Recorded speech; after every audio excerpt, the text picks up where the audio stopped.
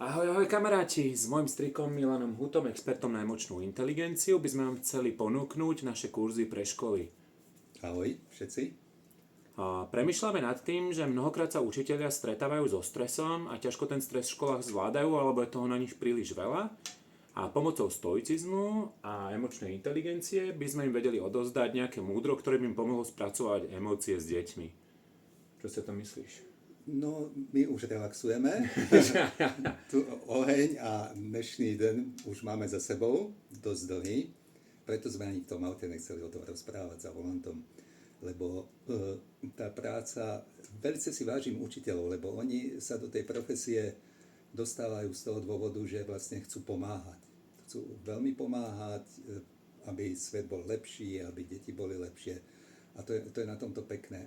Akurát niekedy sa ukazuje, my sme teraz mali seminár pre školu, tam bolo 48 učiteľov a ukazuje sa, že nie vždy tie situácie zvládajú tak, aby si neubližovali z pohľadu emočnej inteligencie.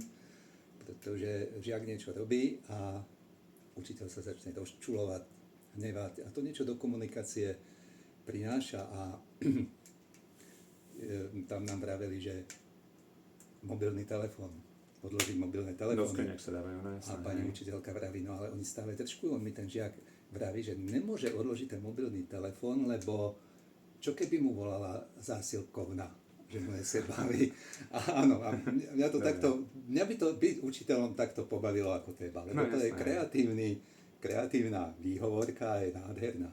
Ale ona sa pri tom rozčuli, takže vlastne ide o to, a tak emočná inteligencia je veľký balík.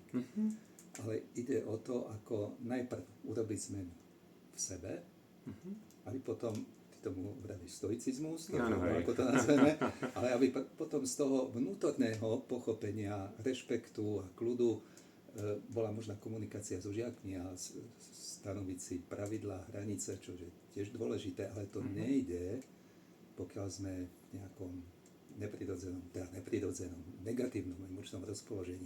Ale to je docela logické, keď zoberieš, že ten učiteľ sa má teraz venovať jednému žiakovi, ktorý ten mobil, smartfón neodložil a máš tam 30 detí, chceš vyučovať, prídeš tam a teraz ten Miško Ferko ti nechcel dodať ten telefón, tak je to také, že to napätie v tom učiteľovi rastie. A teraz si zoberieš, že on odučí, 5 až 7 hodín, pri ktorých v každej triede má nejaké napätie s nejakými inými deťmi. Dneska sú tiež integrované deti do škôl, ktoré reálne majú nejaké problémové správanie, papulujú, odvrávajú. No tak otázne je, že ako by si tomu učiteľovi, čo mu vieš dať, aby mu to pomohlo v tom kľude. No ty si na začiatku vravel, že ponúkneme tie semináre, ktoré bežia v Českej republike. A možno ešte dobre povedať, lebo ja už nie som najmladší, že? A dospel som v tomto štádiu do takého poznania, že pre tie školy tu to robíme za charitatívne ceny. To nie sú normálne ceny vzdelávania na trhu. Jasné, lebo vidíme, že je potreba naučiť sa zvládať emócie, vedieť, čo nám tie emócie hovoria a potom naučiť sa komunikovať s rešpektom. Chápem. Takže to, o čom si vravel, to sa tam všetko dá naučiť. Nejde to v 3 hodinách. V tých 3 hodinách môžu dostať nástrel, náhľad, čo všetko jasné, sa dá. A potom nejaké pokračovanie, ako by mohli pokračovať s tým. Ale zmena v 3 hodinách nepríde. Ale je to o tom naozaj sa naučiť, že teraz sa niečo deje, ja to môžem prijať, rešpektovať. Pokiaľ niečo cítim, pozrieť sa na to, čo cítim, čo mi to hovorí o mne, prečo to tak mám, to je tá zmena, to je ten druhý pilier emočnej inteligencie. A potom v tom sociálnom vzťahu môžem komunikovať inak. No a teraz výsledok je iný.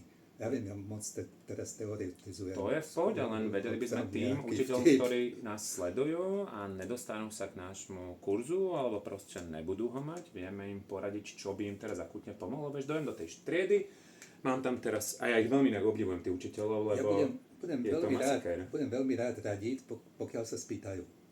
No jasné. Tak keď máte nejaké otázky, tak sa pýtajte. Aby sme si nevymýšľali takto z rukávu, že dobre, ale sa ťa aj tak spýtam. Ja som bol na jednej škole, ja robím počítače na školách a teraz idem do jedálne a taký malý spratek sa mi postavil do cesty a mi hovorí, že ja ťa nepustím. A ja mu hovorím, že fajn, ja ti jednu lisknem.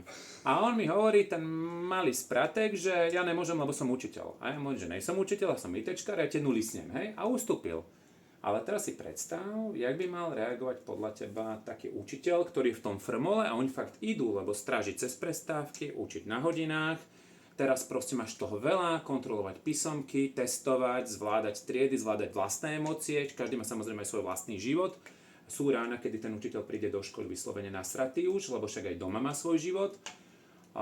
Tak ako by si riešil takú situáciu, napríklad s tým sprátkom? Ten malý sprátek podľa teba, to je žiak v tej škole? To bol žiak školy, áno, taký malý, ja neviem, 8, 9, veľký, už taký robustný, sa mi tam postavili, ťa nepustím, tak bum a končíš. Tak jak by si to riešil ty? No, ja by som to riešil s rešpektom a ešte empaticky, čo by znamenalo, treba by som si pýtal, aha, ty sa teraz hráš na bodyguarda? No, ako by ti povedal, že kašle na teba, že on proste tam ostane stáť a hotovo. To si veľmi naštvaný a silný bodyguard. To si veľmi robí. Ale, a s tým by si ho možno zbrojili, inak je to halus. Ale učiteľia by namietli, lebo ten, kto by v tej situácii bol, ja predsa nemám čas sa s ním takto vybavovať. Že? No jasné, samozrejme. A to robia aj manažeri vo firmách, ja nemám čas sa vybavovať.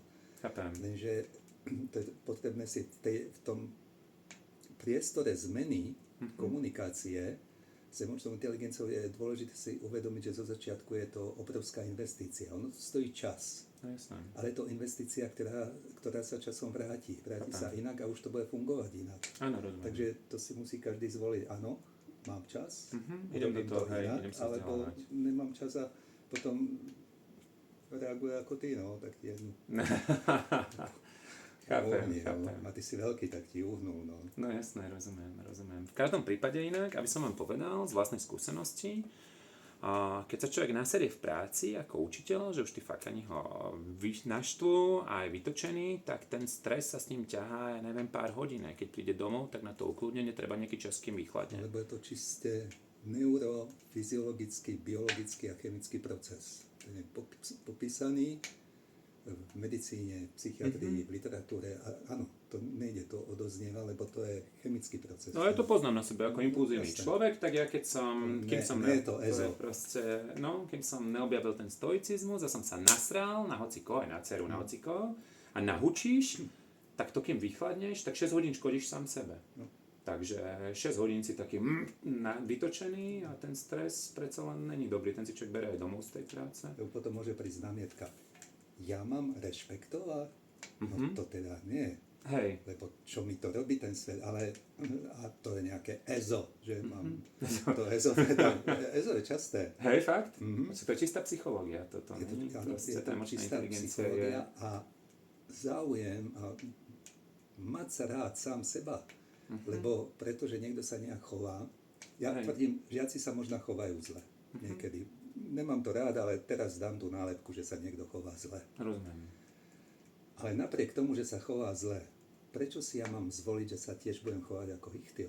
Chápem, až štartovať na to zbytočne škodiť sám sebe. Takže môžem začať u seba a tá situácia sa dá riešiť rôznymi spôsobmi, Takže my by sme vedeli naučiť spojením tej emočnej inteligencie a stoicizmu, by sme vedeli odovzdať tým učiteľom nejaké know-how, ako zvládať vlastné emócie, začtartovať do toho stresu. Pre začiatok pár užitočných návodov. To bol super. Čo môžu skúšať, môžu dostať kartičku, na ktorej bude ten návod napísaný, takových 5 kartičiek, viac nie. Na mesiac a videlo by sa. A môžu skúsiť, áno, presne tak. Dobre, tak sa tešíme s vami na seminár, nie? Jo, určite. Čau.